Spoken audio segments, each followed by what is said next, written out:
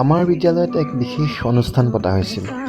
অনুষ্ঠানৰ সামৰণিৰ পিছত এটা গান লগাইছিলোঁ আৰু গানটো বাজোতেই আমাৰ মৰমৰ কণ কণ ছোৱালীহঁতে ছাত্ৰ ছাত্ৰীসকলে অকণমান নাচিলে। ভাল লাগিল কাৰণে ভিডিঅ'টো কৰিলোঁ আৰু আপোনালোকেও চাওকচোন বাৰু ইহঁতৰ এই নাচোনৰ ভাঁজবোৰ।